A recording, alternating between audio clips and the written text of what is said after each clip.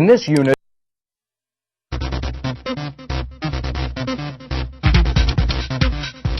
in industrial facilities, many operations depend on heating or cooling process fluids. This heating and cooling is done by transferring heat from one fluid to another in devices called heat exchangers. In this unit, we'll examine some basic principles of heat transfer, and we'll look at two types of heat exchangers: shell and tube heat exchangers and plate heat exchangers.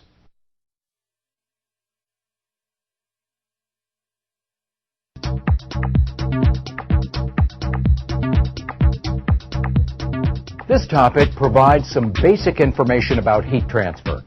We'll look at the three ways heat can be transferred, and we'll talk about some of the factors that affect heat transfer inside a typical heat exchanger. These are the learning objectives for this topic. When you have finished reviewing the objectives, to understand how heat is transferred, it's important to understand what heat is. Heat is a form of energy that's associated with the movement of molecules in a material. This energy can often be measured as temperature. For heat transfer to occur, there must be a difference in temperature. When there is a difference in temperature, heat is transferred from the material with the higher temperature to the material with the lower temperature. Heat can be transferred between materials in three basic ways: by conduction, convection, and radiation. With conduction, heat is transferred as a result of physical contact between two materials, or from one part of an object to another part of the same object. Another form of heat transfer is convection. Convection is the transfer of heat within a moving fluid. Convection can be divided into two categories: natural convection and forced convection. We'll use this container of water and dye to show how natural convection works. As the water is heated, the water that's closest to the bottom is heated more than the water elsewhere. As the temperature of the water on the bottom increases, that water becomes lighter or less dense and rises upward. At the same time, the cooler water sinks to the bottom of the container. So during natural convection, as heat is transferred to the water, the difference in densities causes the water to circulate in the container. This circulation helps to transfer heat throughout the water. What do you suppose is used to move the fluid during forced convection?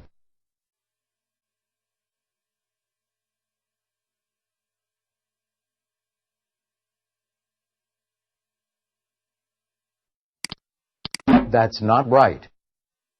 During forced convection, heat transfer occurs when a mechanical device such as a pump or a fan causes the fluid movement. In this process, air is being moved through the heat exchanger by a fan. The third form of heat transfer is radiation. Radiation is the transfer of energy by electromagnetic waves. Microwaves and light waves are examples of electromagnetic waves. When electromagnetic waves strike an object, they may be transmitted through the object, reflected off the object, or absorbed by the object. If a wave is absorbed, its energy is transferred to the object and the temperature of the object increases. Let's stop here and check your understanding of heat and heat transfer. Which of these conditions must be present for heat transfer to occur? Good. For heat transfer to occur, there must be a difference in temperature.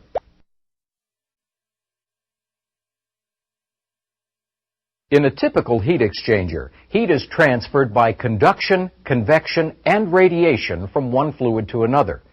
As a general rule, most heat transfer occurs by conduction and convection. To get a better understanding of how heat transfer occurs in a heat exchanger, we'll use this heat exchanger. It's called an air fin cooler, or a fin fan cooler. It's used to transfer heat from a process fluid to the air that flows through the cooler. The cooler consists of a series of tubes, each of which has thin metal fins. The heat exchanger also has a fan. During operation, the fluid being cooled passes through the tubes. the fluid transfers heat to the tubes by conduction and convection. Some of this heat is then transferred through the tubes and into the fins by conduction. From there, heat in the tubes and the fins is transferred by conduction and convection to the surrounding air. To increase the amount of heat transferred to the air, the fans in the cooler can be started. This increases the airflow through the cooler, which increases the amount of heat that is transferred by convection to the surrounding air. Now, there are several factors that can affect the transfer of heat inside a heat exchanger. Select the factors that you think will affect heat transfer.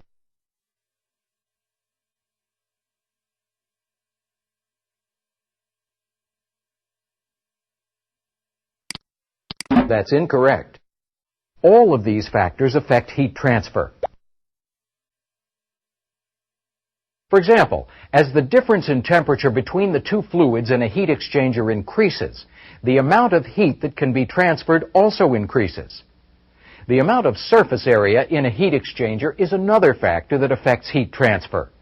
Basically, the greater the surface area, the greater the amount of heat transfer that can occur. Another factor that can affect heat transfer is the type of material that the heat is transferred through. Materials that are more dense are better at transferring heat and are normally used as conductors of heat. On the other hand, materials that are less dense will transfer less heat and are normally used as insulators. The flow rates of the fluids involved also affect the amount of heat that can be transferred. Generally, as the amount of fluid that passes through a heat exchanger increases, the amount of heat that can be transferred also increases. Heat transfer can also be affected by the presence of contaminants in the fluids. These contaminants or impurities can build up on a heat exchanger and form another layer of material that the heat must transfer through. This layer of material will act as an insulator, and the amount of heat that can be transferred in the heat exchanger will decrease. Let's stop here and try a question on the material we've just covered. Which of these factors will cause the rate of heat transfer in this heat exchanger to decrease? No, that's incorrect. Contaminants in the fluids can build up on heat transfer surfaces and cause the rate of heat transfer to decrease. In this topic, we talked about heat and heat transfer, and we looked at how heat can be transferred by conduction, convection, and radiation. We also looked at how heat is transferred inside a heat exchanger, and we discussed factors that can affect heat transfer. Now let's try some practice questions on heat and heat transfer. Which form of heat transfer uses electromagnetic waves to transfer heat?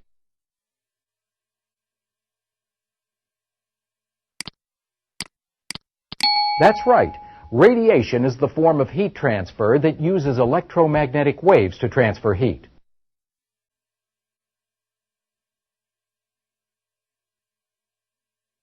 In this air fin cooler, which of these factors will cause the rate of heat transfer to increase?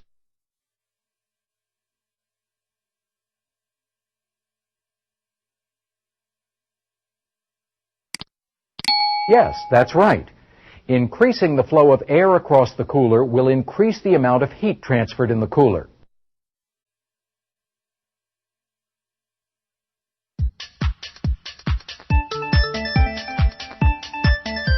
One of the most common types of heat exchangers used in industrial facilities is a shell and tube heat exchanger. This topic looks at the basic operation of shell and tube heat exchangers and describes some of the equipment that is often used with them. Also covered in this topic are the different ways that fluids can flow through this type of heat exchanger. These are the learning objectives for this topic. When you have finished reviewing the objectives, select Continue.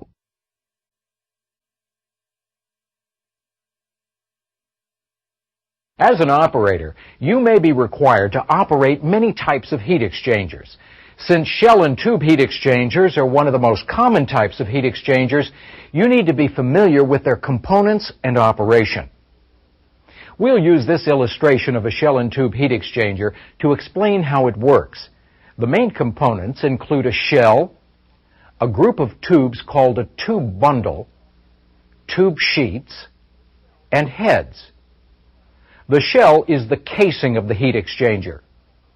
The area inside the shell and outside the tubes is commonly called the shell side of the heat exchanger.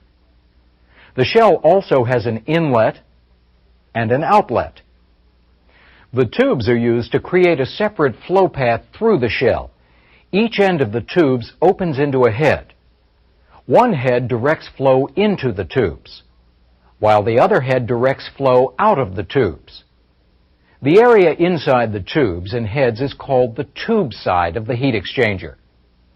The heads also contain a tube side inlet and outlet. The ends of the tubes are supported by the tube sheets. The tube sheets also isolate the heads from the shell side of the heat exchanger. The tubes are supported inside the shell by partitions called baffles. Besides supporting the tube bundle, what other function do you think the baffles serve?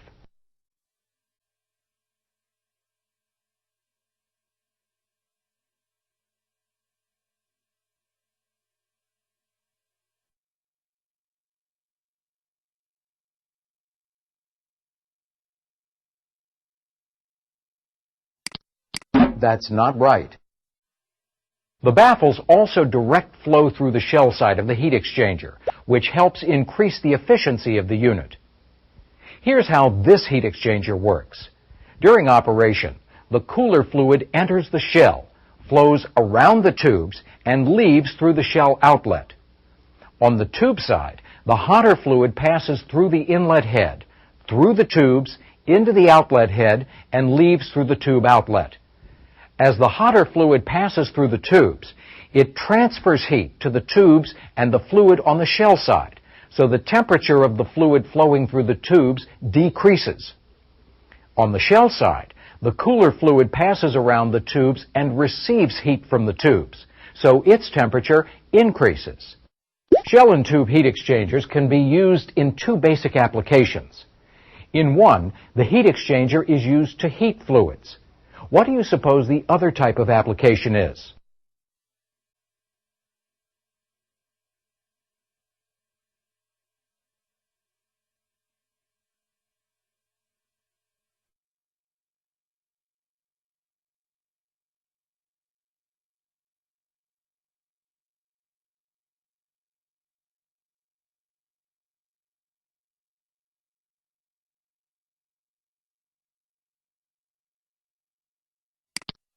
That's not right.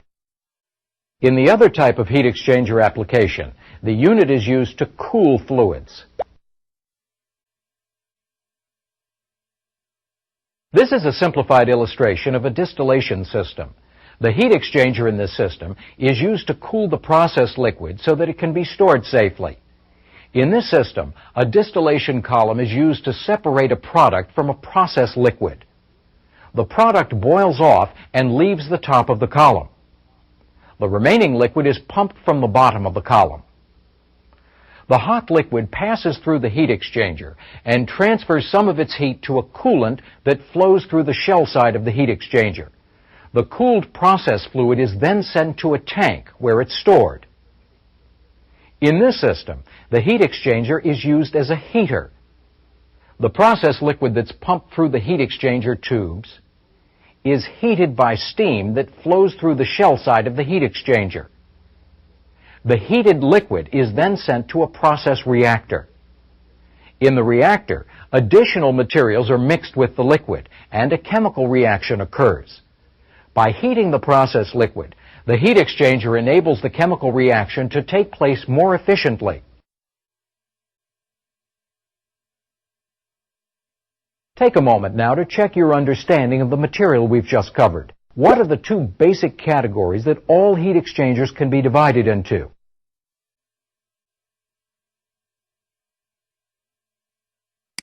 That's not right. All heat exchangers can be categorized as heaters or coolers. In order to get fluids into and out of a heat exchanger and make sure that heat transfer occurs efficiently, some auxiliary components are needed. These auxiliary components include valves, instruments, and steam traps. There may be many different valves used with a heat exchanger. For example, isolation valves may be located on a heat exchanger's inlet and outlet. They're open to place the unit in operation and closed to isolate the unit when it's taken out of service. Many heat exchangers also have drain valves. These valves are used to remove fluid from the heat exchanger when the unit is shut down. Vent valves are also found on heat exchangers. Vent valves are used to remove air or other undesirable gases from heat exchangers. If pockets of air or gas are trapped inside the unit, they can prevent process fluids from coming into contact with some of the tubes. When this happens, the heat exchanger won't be able to transfer heat properly. These pockets reduce the heat exchanger's efficiency and can produce hot spots. A hot spot is an area in the heat exchanger where temperatures become excessive. These areas of high temperature can damage the heat exchanger. Another valve that's commonly found on a heat exchanger is a relief valve. What do you suppose relief valves are used for?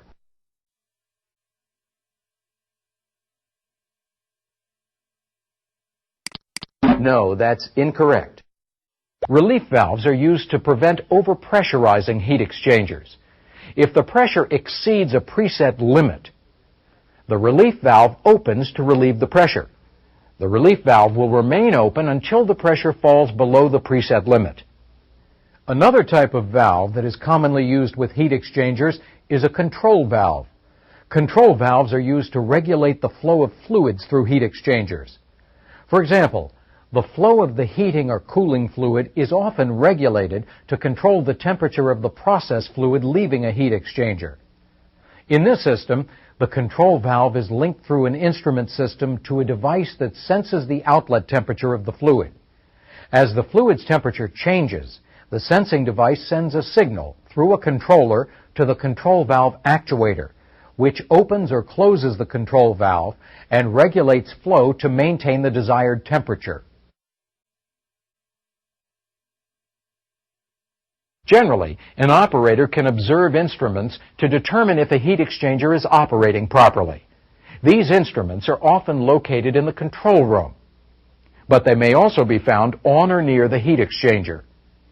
Depending on the heat exchanger and its use, pressure and temperature gauges may be placed on any or all of the heat exchanger's inlets and outlets. On heat exchangers that use steam, an auxiliary device called a steam trap is often used. The steam trap drains water or condensate from the steam in the heat exchanger without letting the steam escape. Lost steam reduces the efficiency of the heat exchanger. Now that we've had a chance to examine some of the auxiliary equipment used with heat exchangers, see if you can answer a question about this material. Which of these valves would be used to remove an air or gas pocket from a heat exchanger?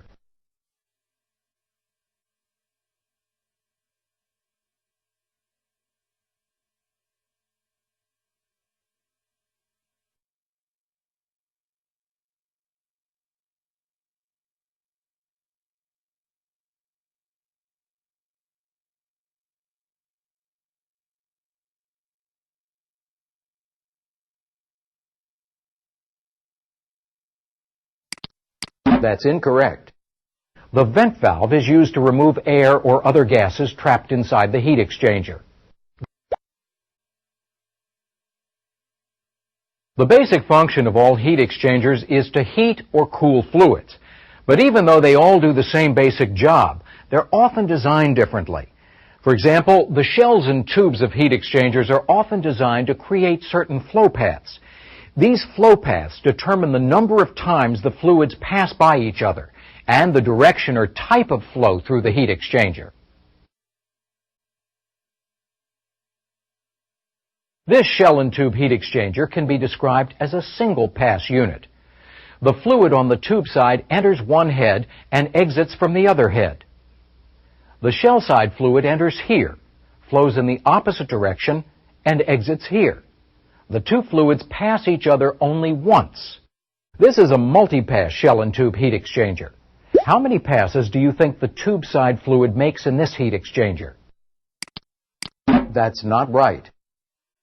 This heat exchanger is designed so that the tube side fluid passes the shell side fluid twice. The tube side fluid enters here and is directed through half of the tubes by the inlet head. After passing through the first half of the tubes, the fluid is directed into the rest of the tubes by the return head. The fluid then passes through the rest of the tubes and is directed out of the heat exchanger.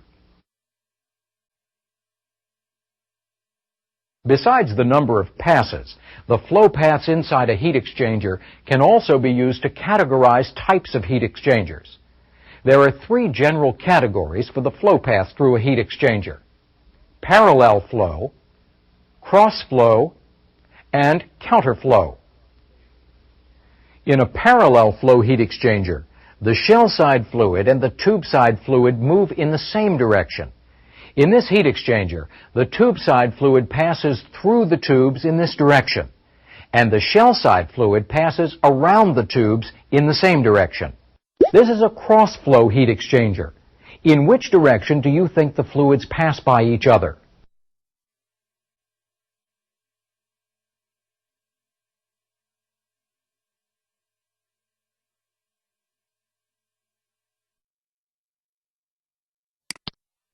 That's not right. In a cross-flow heat exchanger, the fluids flow perpendicular to each other. The tube side fluid enters through this inlet, flows through the tubes, and exits through this outlet. The shell side fluid enters the shell through this inlet, flows across the tubes, and leaves the shell through this outlet. In a counterflow heat exchanger, the fluids move through the shell and tubes in opposite directions. During operation, the tube side fluid enters this inlet, passes through the tubes, and leaves the unit through this outlet. On the other side of the heat exchanger, the shell side fluid enters this inlet, flows around the tubes, and leaves the unit through this outlet. With parallel flow heat exchangers, the temperature difference between the two fluids is greatest where the two fluids enter the heat exchanger, so the amount of heat transfer is greatest at this point. By the time the fluids are near the outlets, there is little or no temperature difference, so little or no heat is transferred.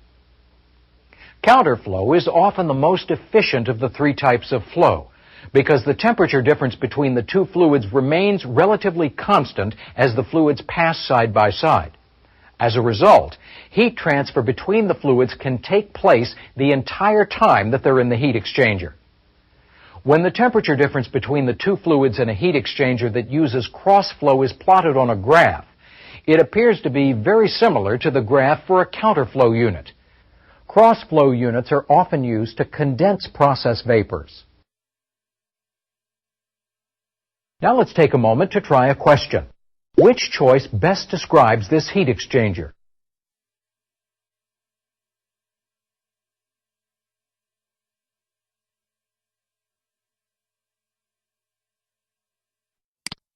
No, that's incorrect.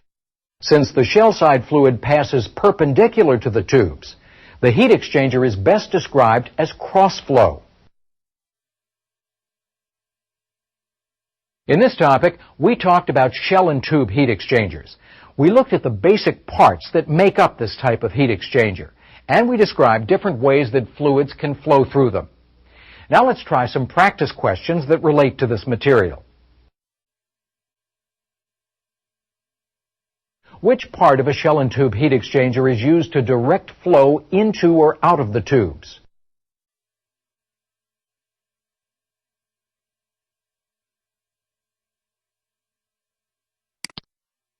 Yes, that's right. The head is used to direct flow into or out of the tubes.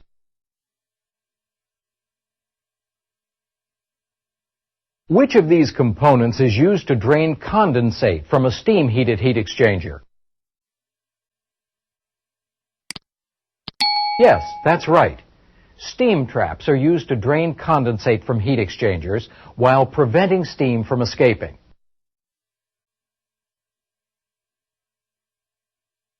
In this heat exchanger, the two fluids pass by each other in opposite directions. What type of heat exchanger is this?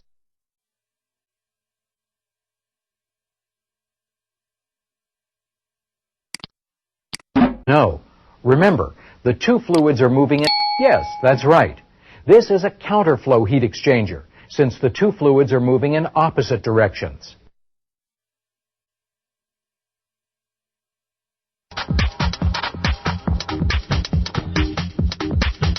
In this topic, we'll focus on one of the many types of heat exchangers found in industrial facilities, a plate heat exchanger. We'll talk about how a plate heat exchanger operates, and we'll examine the components of a plate heat exchanger. These are the learning objectives for this topic. Like all other heat exchangers, a plate heat exchanger transfers heat from one fluid to another. This particular plate heat exchanger uses a series of thin metal plates placed back to back to transfer the heat.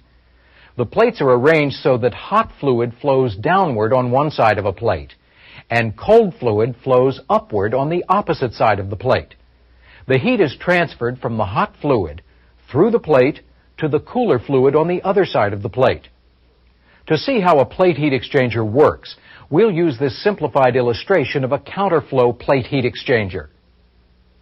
If we look at a few of the individual plates, we can see that during operation, the hot fluid enters this inlet, flows through the portholes, and passes downward between the plates. The fluid then flows into the portholes at the bottom of the plates, where it's directed to the hot fluid outlet. The cold fluid enters the heat exchanger on the bottom and passes through another set of portholes at the bottom of the plates. The cold fluid then flows upward on the opposite sides of the plates and exits the portholes at the top of the plates. From there, it's directed to the cold fluid outlet. Keep in mind that the plates are actually back to back, so the two fluids pass each other on opposite sides of a plate, moving in opposite directions. That's basically how a plate heat exchanger works. Now see if you can answer a question about the operation of a plate heat exchanger. In this counterflow plate heat exchanger, if the hotter fluid is passing in the direction shown on one side of the plate, in which direction will the cooler fluid be moving on the other side of the plate? No, that's incorrect.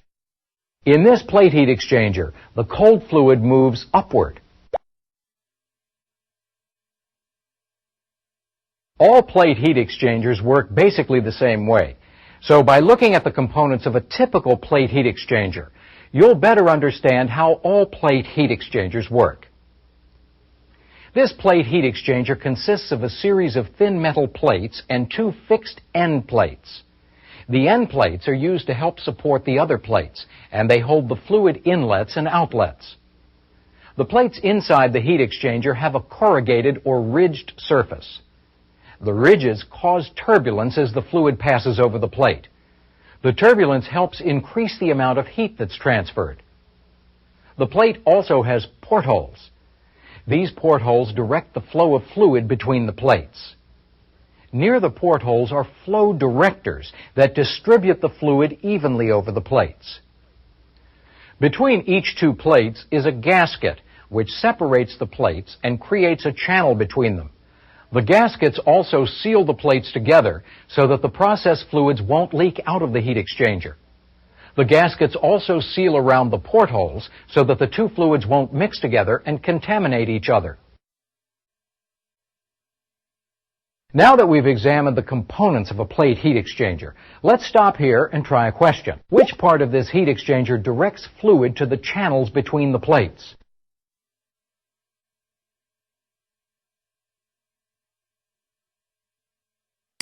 No, that's incorrect. The portholes direct the flow of fluid to the channels between the plates. In this topic, we focused on one type of heat exchanger commonly found in plants, a plate heat exchanger. We looked at the parts that make up a plate heat exchanger, and we saw how the unit operates. Now let's try some practice questions that relate to the material. In this counterflow plate heat exchanger, the hot fluid enters through this port and exits through this port. With that in mind, select where the cold fluid enters the heat exchanger.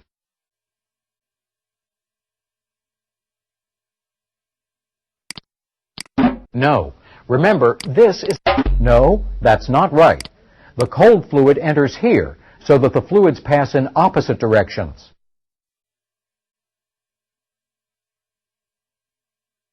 Which of these parts creates turbulence that increases the amount of heat transfer in a plate heat exchanger?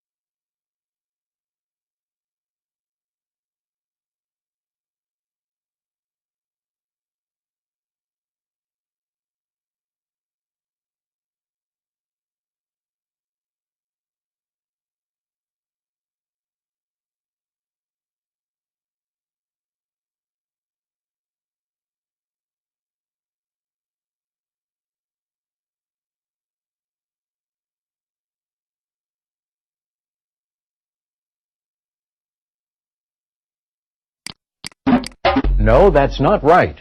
The corrugated plates create turbulence that increases the amount of heat transfer.